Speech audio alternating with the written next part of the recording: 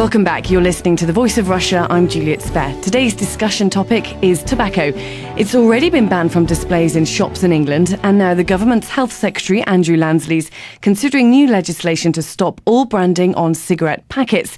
The consultation's underway to find out if plain packaging would make smoking less appealing to people under 16. A survey suggests 5% of children aged between 5 and 15 already smoke regularly. But would a ban on branded boxes make smoking less desirable and discourage young people from starting?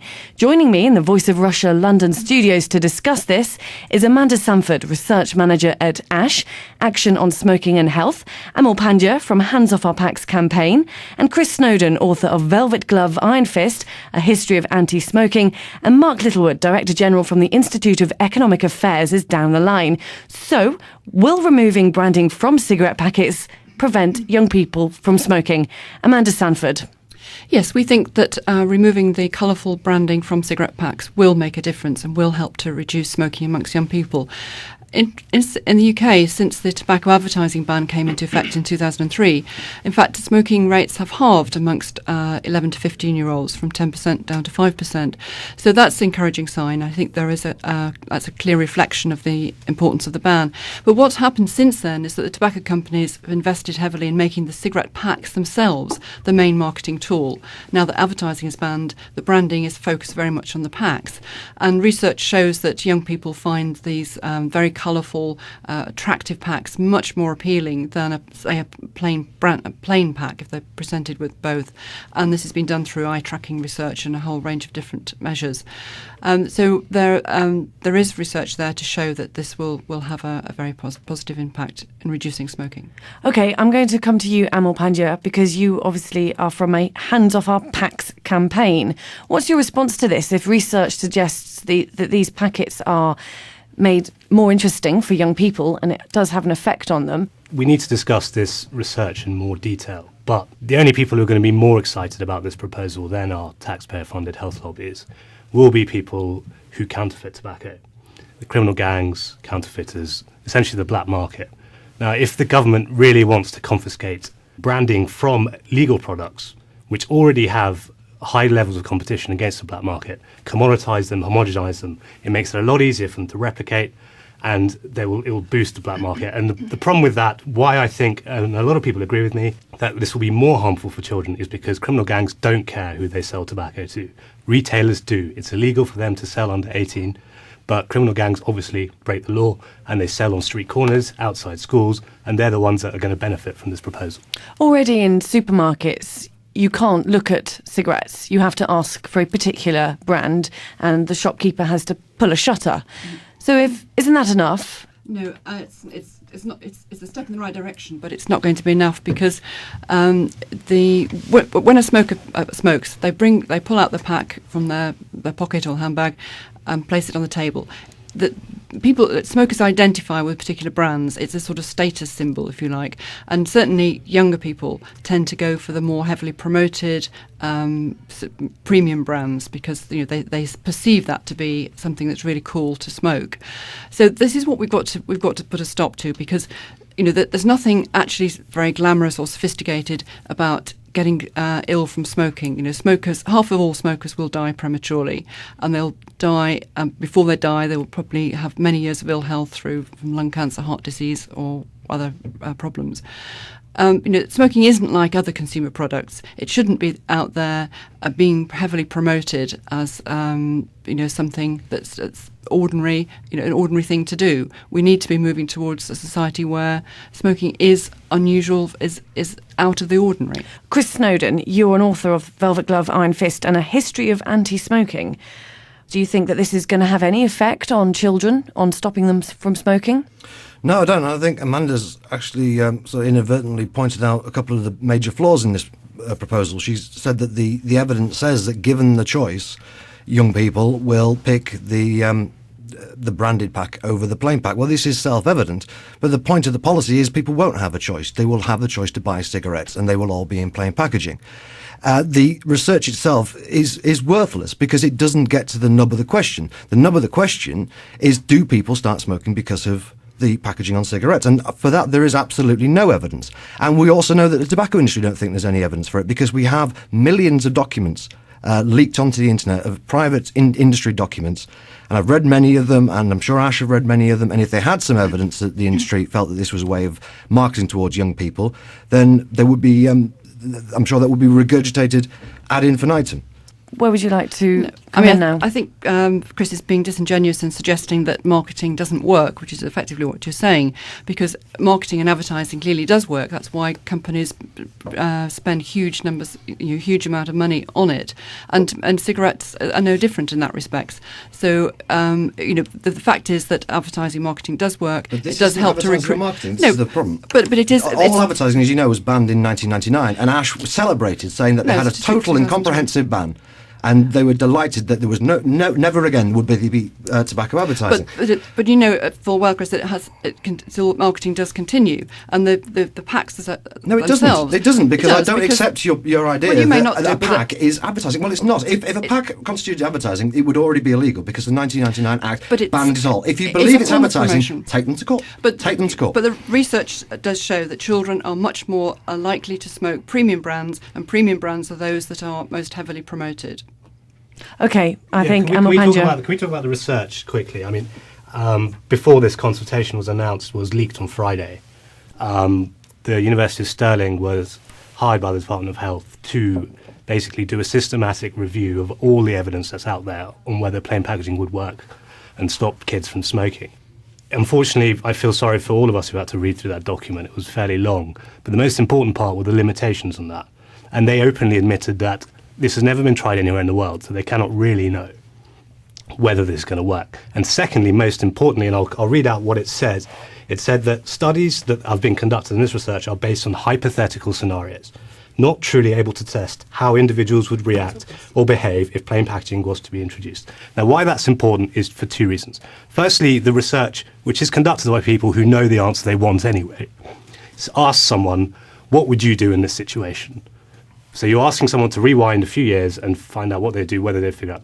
But more importantly, there's a double hypothetical, because it's asking the person to then rewind and become a teenager again.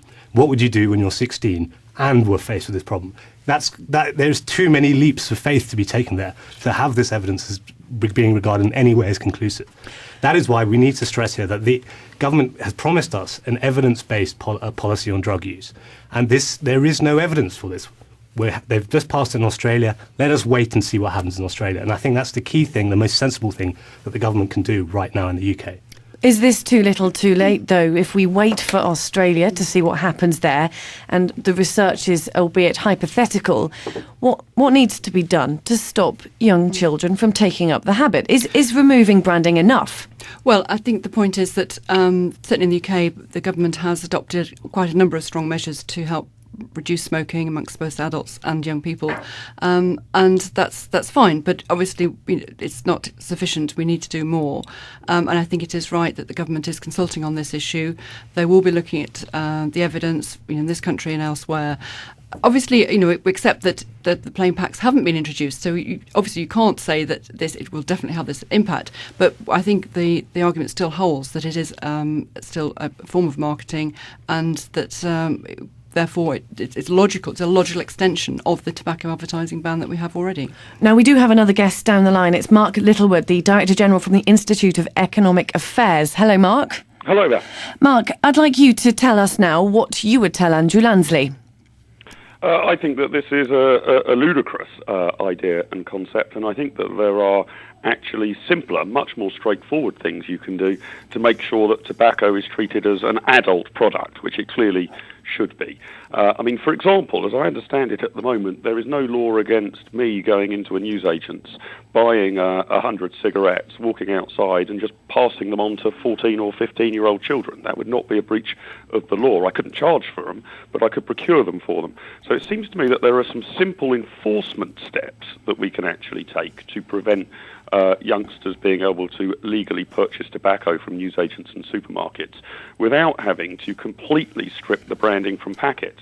And what I'm particularly worried about is the precedent and principle that such a move would set. If we are going to do this for cigarettes, Is it also true that some of the way that alcohol products are packaged are more attractive to children than if they were in a plain bottle with a rat poison signature on it?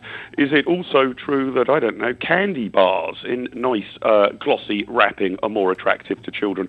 We can't move to a monochrome world based on the view that people looking at two different types of packs understandably say, given a choice, I prefer the one that looks nicer. So I think there are some simple steps that need to be taken without this enormous leap in the dark that can actually cut down on youngsters smoking. And for adults, I would say, it is perfectly reasonable for an adult who has chosen to smoke to allow them to have their cigarettes in a nice-looking packet. I don't consider that to be an affront to civilization whatsoever. So let's make sure that these products don't get into the hands of kids, but let's leave adults alone, all of whom, every last person, certainly in the United Kingdom and pretty much on the planet, is aware that cigarettes contain serious health risks if you choose to smoke them.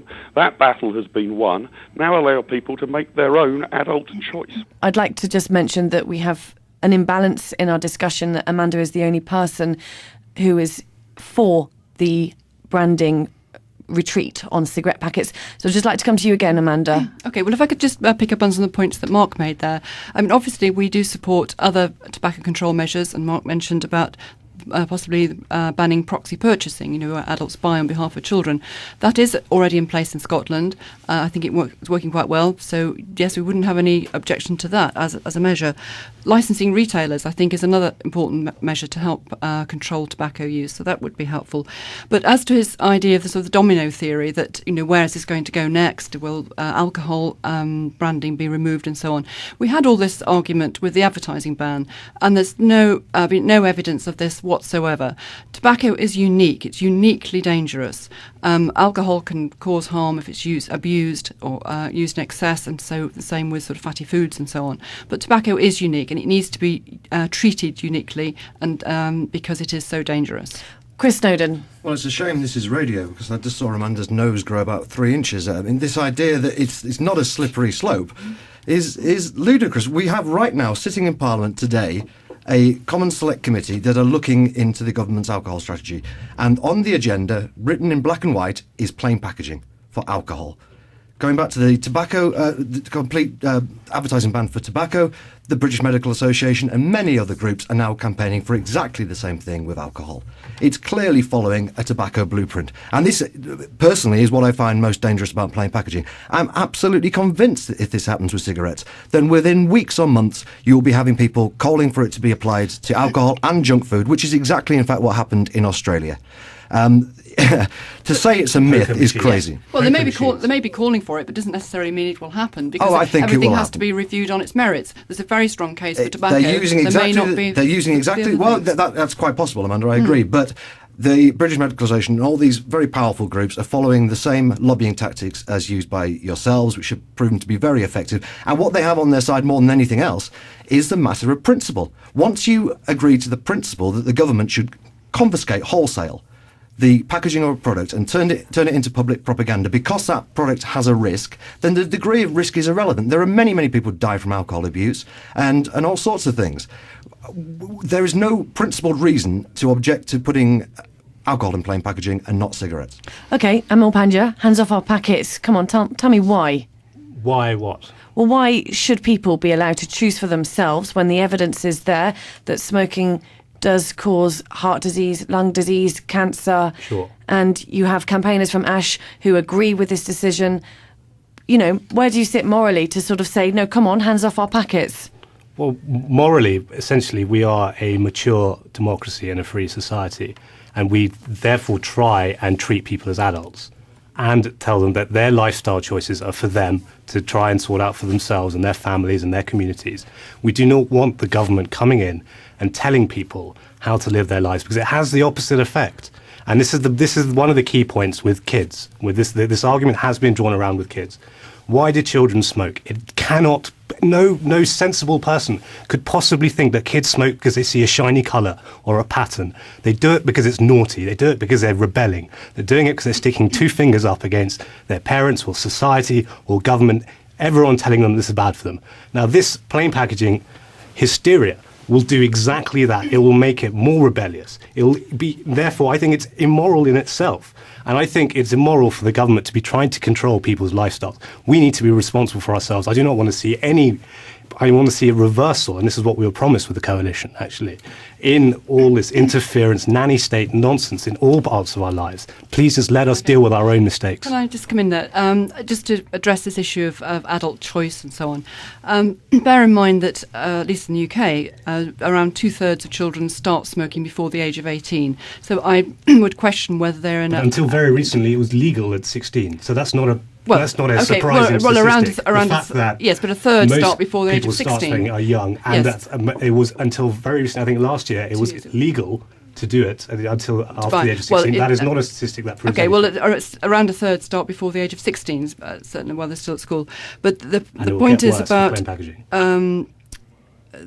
Sorry, So what evidence have you got that it will get worse with plain packaging? Well, I'll have to defer and be as open and honest as I wish the opposition would be, that we have to make a value judgment. And I'll put my hands up and say I don't have evidence, because you cannot calculate this, but you can make a good sense judgment about what's happened in the past and how people behave and how kids behave.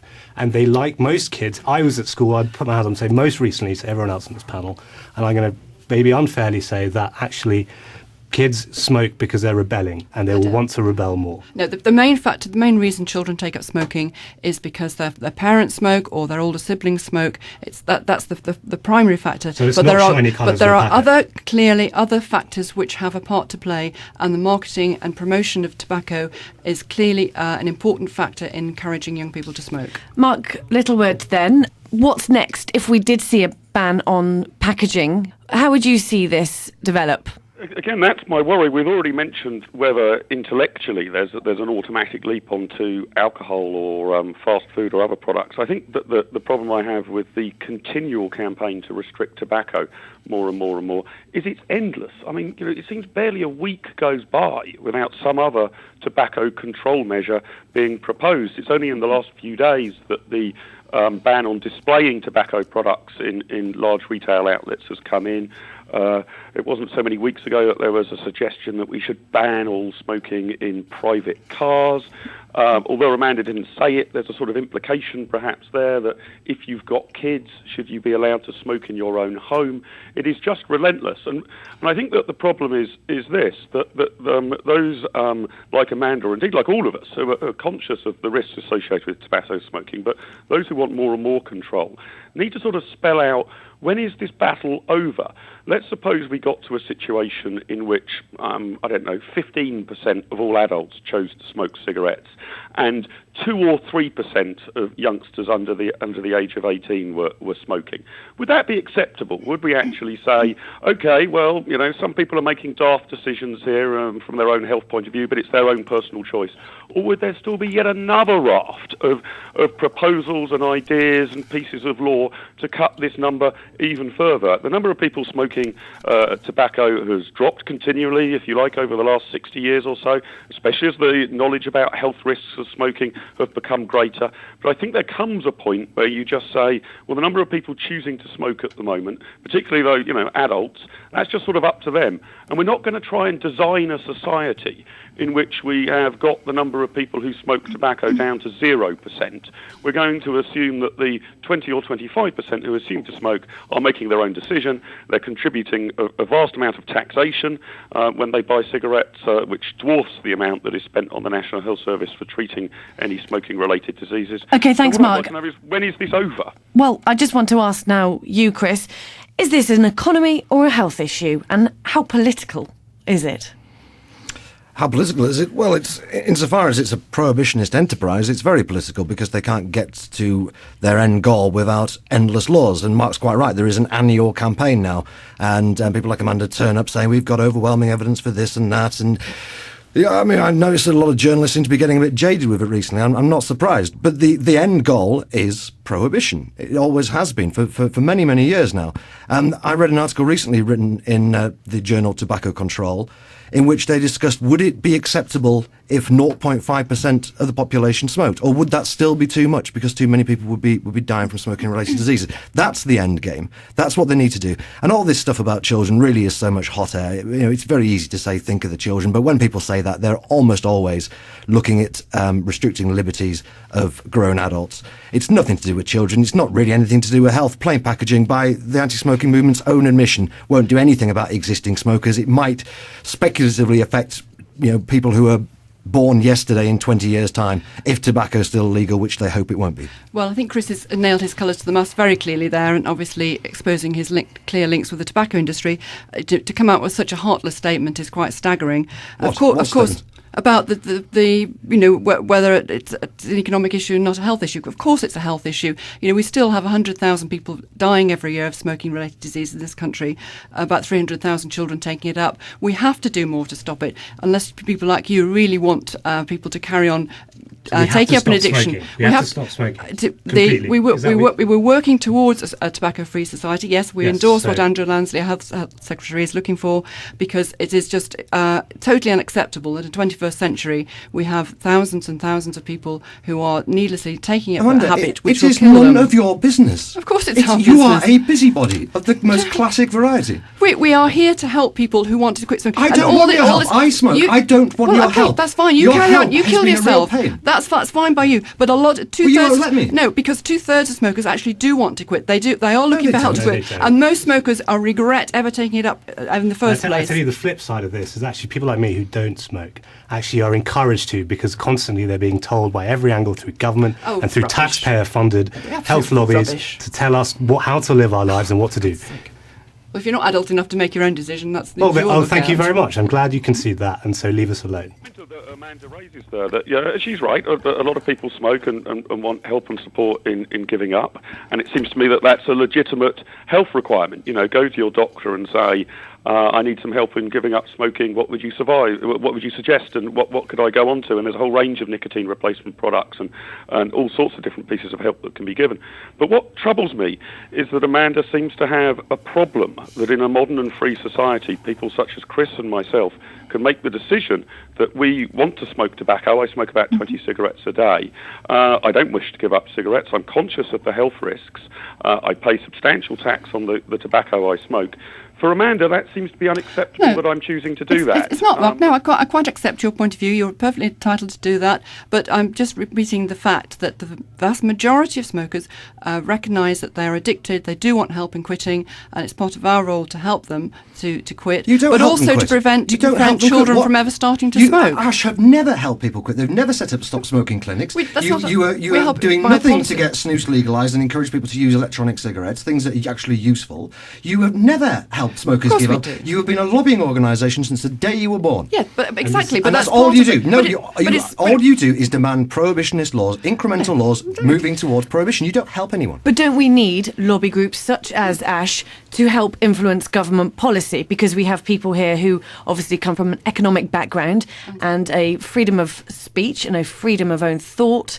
But there is a space for lobby groups. If they were voluntary, yes. But, ASH isn't a voluntary group. There are no voluntary anti-smoking groups because most people don't care about it. The average man in the street doesn't care about plain packaging. No one's going to get up on a Sunday and go around knocking on doors saying, please, lobby your MP for plain packaging. Well, ASH is a state-funded lobby group. It is state-funded activism, astroturfing by any other name. No. You must defend that, Amanda. Yes, well, actually, in terms of the public support for plain packaging, we've already found through our research that about almost 2/3 of smokers, two-thirds of adults do support it. I'm just going to bring up that poll that was commissioned very recently by ASH. It was very disingenuous, and I'm very disappointed that she's brought it up, because what it effectively did, de facto, was put a picture in front of someone of a baby and said, do you want this baby to die? And that's pretty much what the poll was. It's pretty much de facto. It did not categorically and simply say, would you support plain packaging for Of course I tobacco? didn't. The whole ultimately- point of the question is what is the point of asking person's view on plain packaging if you can't actually show them what it's going to be like? So what we did was we showed them a pack of what it would look like with very clearly with the health warning, because that's the whole point. A plain pack graphic health warning would be the dominant feature on the pack, and it would take away the branding. That's the whole point of it, to make the branding, make the health warning more prominent. And just to answer your question very quickly on whether you asked if this was an economic or a political or a health issue, we do not know how effective it's going to be, but the potential downsides to our economy are going to be, potentially devastating. Our retailers are already spending £16 million in putting in the tobacco display ban, and groups like the Association of Convenience Stores have already said our members, our small shops cannot afford this. Another whack on us. This is not what the economy needs right now. We need some growth and we need less busybodies. You're listening to The Voice of Russia in London with me, Juliet Spare, and we're talking about the UK's government consultation on whether to remove branding from cigarette packets to discourage young smokers. Joining me in the studio is Amanda Sanford, Research Manager at ASH, Action on Smoking and Health, Amal Pandya from Hands Off Our Packs campaign, Chris Snowdon, an active blogger and author of Velvet Glove Iron Fist, and Mark Littlewood, the Director General from the Institute of Economic Affairs, is down the line. I would like a message from you to Andrew Lansley and how you would like this consultation to play out, and how much of an effect you think this really genuinely will have on whether children take up smoking. We certainly very strongly support the consultation. We would urge people to read it, to respond. We think it's a very important measure that will have a lasting impact to help drive smoking out of this country and make it history. Well, the public consultation will almost certainly give majority support to the policy. By the way, the consultation is rigged. If you look at the display ban consultation, which was exactly the same as this one, to all intents and purposes, the state-funded pressure groups such as ASH, the Department of Health's various front groups, which have paid millions of pounds in taxpayers' money, will just be using that money to round up anybody they can find, using email campaigns, website campaigns and postcards. So it won't reflect public opinion one bit. Mark Littlewood down the line, what's your final thought, please? You've seen some of the arguments that have been teased out, that the sensible thing to do is to actually look at how this pans out in Australia, the first country to bring it in, and to see whether many of the sort of hypotheses that people like Amanda have put forward are actually borne out. And there's all sorts of unintended potential consequences. I mean, there's a huge legal battle going on in Australia about whether actually banning branding on packaging is legal. But let's just step back for a couple of years, maybe 3 years, and see how it pans out. And if in 3 years' time in Australia there are huge public health benefits, that the black market economy and counterfeiters have been in no way assisted by the fact that they only need to replicate one pack rather than 180, that suddenly youngsters aged 14 and 15 are no longer taking up smoking in Australia because they're no longer seduced by the gold leaf that they can see on packets in retailers, well, then we would have an evidence base which might support Amanda's policy. But if it turns out in Australia that it has zero effect, that it's been very expensive, that the government's been sued, that the black market grows, then we would know it's a policy that we would not want to replicate here. So stand back and actually wait for the real evidence to roll in. Sorry, for a final word, Amal Pandya. Well, my message to Andrew Lansley would be, look, there is a industry now which is funded by your department and therefore the taxpayers, which is designed to lobby the government to persecute minority lifestyle choices. It's got to stop. It won't stop with tobacco unless he puts an end to it now. So please do that. I'd like to end now by thanking all my guests for joining me on The Voice of Russia. Stay tuned for the headlines.